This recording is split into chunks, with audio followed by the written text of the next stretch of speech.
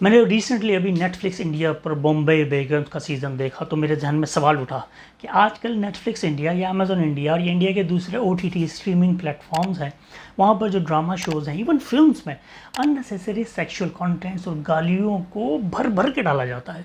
क्यों डाला जाता है भाई? चलिए जानने की कोशिश करते हैं।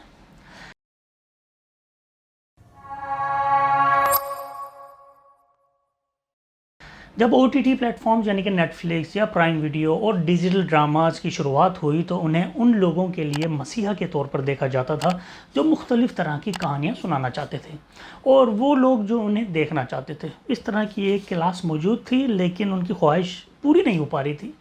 यह उन लोगों के लिए उम्मीद की किरण थी जो काफ़ी टाइम से आर्ट फिल्म्स, एक्सपेरिमेंटल फिल्म्स या उससे भी ज़्यादा इंसल्टिंग समझी जाने वाली पैरेलल सिनेमा के फैंस थे।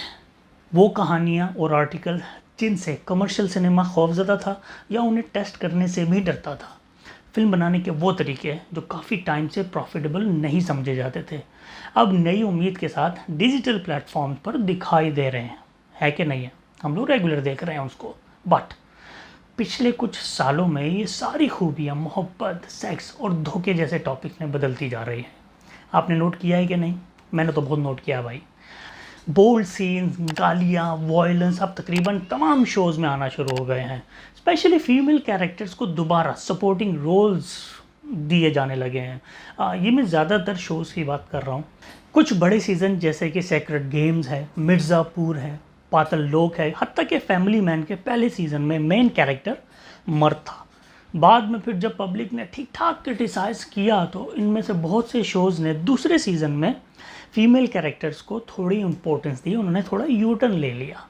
लेकिन ज़्यादा परेशानी की बात यह है कि जो फीमेल कैरेक्टर्स पर बनने वाली ज़्यादातर कहानियाँ वो औरतों की सेक्सुअलिटी, ख़ानदान के साथ उनके रिलेशनशिप, प्रेगनेंसीज़ और उनके पीरियड्स जैसे बायोलॉजिकल फैक्ट्स पर लिखी जा रही हैं।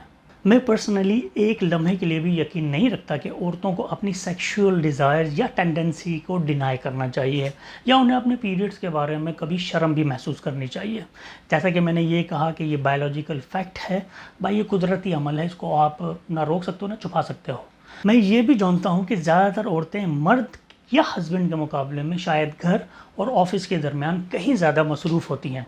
लेकिन मसला ये है कि औरत का जो मेन कैरेक्टर जब भी आप किसी सीज़न या शो में या फिल्म में देखेंगे वही स्टीरियोटाइप, उसकी सेक्स लाइफ, माँ या बीवी का character, periods, pregnancy, extra marital affairs और जिस्मानी चेंजेस के बारे में ही होता है। तो मेरा सवाल है कि आजकल मेकर्स इनसे हटकर कुछ अच्छा दिखाने में नाकाम क्यों हैं किसी भी फिल्म या सीज़न में? मिसाल के तौर पर नेटफ्लिक्स की बॉम्बे बेगम सीज़न ले। कहानी में पूजा भट्ट एक ऐसी बॉस दिखाई दी है जो अपनी सबऑर्डिनेट की तरक्की चाहती हैं।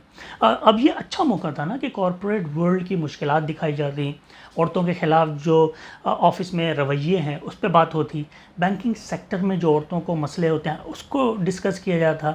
लेकिन दिखाया क्या गया कि हाईली एजुकेटेड वुमन अपनी शादी, ज़ाती ज़िंदगी और अपने हार्मोन्स से निमटने के लिए पूरा सीज़न तबाह कर देती है। स्कीम 1992 के बरक्स, जहां स्टॉक मार्केट या फाइनेंशियल टर्म्स की तफसील पर सख्त तवज्जो देते हुए हर्षद मेहता की कहानी बताई गई, वही बॉम्बे बेगम्स में हम देखते हैं कि जो CEO है यानी कि पूजा भट्ट है, उसकी शादी के अलावा भी एक एक्स्ट्रा मैरिटल अफेयर है जिसके बारे में वो जानती है कि अगर वो सबको पता लग गया तो जॉब भी जाएगी और बिज़नेस भी जाएगा। और उसका शौहर हस्बैंड जो है वो सेक्सिस्ट दिखाया गया है, जो तवक्को करता है कि वुमेन अगर प्रेग्नेंट हो जाए, बच्चा पैदा करे तो अपने करियर को ब्रेक लगा दे। ऑडियंस को ये बताने के बजाय कि वो किस तरह से ज़ाती तौर पर इन मसाइल से निपटती है, दिखाया जाता है कि उसका भी एक चक्कर चल रहा है जो ऑफिस के टाइमों में भी चलता रहता है। इसी सीज़न में एक टीनेजर यंग लेडी है जो बाइसेक्सुअल है और उसको भी बहुत परेशानी है अपने बाइसेक्सुअल होने पर। एक और कैरेक्टर है सीज़न में जो एक्स सेक्स वर्कर है लेकिन सिंगल मॉम है। फिर एक टीनेजर लड़की है जो लड़के को इम्प्रेस करने के लिए अपने फिज़िकल चेंजेस के बारे में बहुत ज़्यादा एक्साइटेड है। ये टीनेजर गर्ल जो है असल में पूजा भट्ट की सुतेली बेटी होती है उसमें। तो पूजा भट्ट जो है मेनोपॉज और मैरिटल अफेयर्स के अलावा अच्छी माँ बनने के चक्कर में ही लगी रहती है पूरे सीज़न में। अब एक और सीज़न ले लीजिए, अजीब दास्तान। इस सीज़न में वुमेन्स और उनके रिलेशनशिप पर बहुत ज़्यादा तवज्जो दी गई है। रिलेशनशिप, यस, इसमें भी ज़बरदस्ती सेक्स सीन डाले गए हैं। I don't know why. Imtiaz Ali मेरा फेवरेट डायरेक्टर, उन्होंने एक सीरीज़ बनाई शी, जिसमें एक ऐसी फ़ीमेल पुलिस ऑफिसर की कहानी सुनाई गई जो किसी मुजरिम को गिरफ्तार करने के लिए सेक्स वर्कर बनने का ड्रामा करती है। इस कैरेक्टर का नाम भूमिका है जो ये सब कुछ करती है। उसके बहुत सारे सेक्स सीन्स हैं इस शो में और भर भर के दिखाया गया है, और उसकी जो सप्रेस्ड सेक्सुअलिटी है विलन के साथ सोने के बाद भरपूर तरीके से निकल कर सामने आती है। क्या बोलूँ मैं यार। सवारा भास्कर का शो रस भरी देखें, एक ऐसी औरत का किरदार दिखाया गया है जिसकी फ़िज़िकल ब्यूटी उसके लिए अपने छोटे शहर में परेशानी का सबब बन जाती है। तो भाई मेरा सवाल है मेकर से कि क्या ये फ़िज़िकल अट्रैक्टिवनेस ही एक प्रॉब्लम है जिससे सवेरा भास्कर की ईगो हर्ट हो जाती है?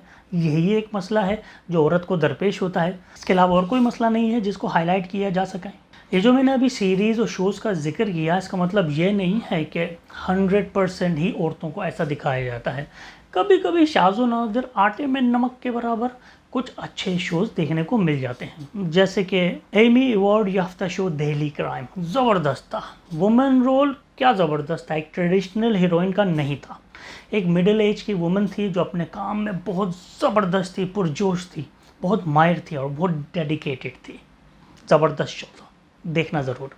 एक और सीज़न है सोनी, इसमें दोनों मेन रोल्स हैं वो वुमेन के हैं, लेकिन घर और काम की जगह पर मेल डोमिनेटेड सिस्टम से लड़ते दिखाई दिए हैं।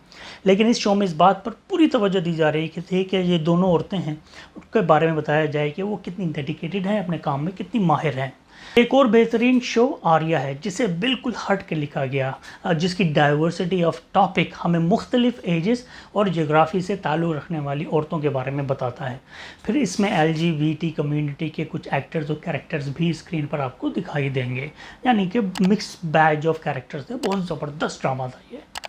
इन सब एग्जाम्पल के बाद मैं यही कहूँगा कि कई सालों तक कंजर्वेटिव टेलीविज़न ड्रामे बर्दाश्त करने और फिल्मों को देखने के बाद OTT प्लेटफॉर्म्स आर्टिस्टिक एबिलिटीज़ और एंटरटेनमेंट के दरमियान एक ब्रिज का काम कर रहे हैं। आपको इस बात को मानना पड़ेगा। इसने बहुत सारे ऐसे राइटर्स, एक्टर्स और टेक्नीशियंस को करियर बनाने का मौका दिया है जो आज से 10 साल पहले ये सोच भी नहीं सकते थे कि वो कभी ऊपर भी आ सकेंगे। ना सिक्स पैक, ना ज़बरदस्त body, only abilities and talent.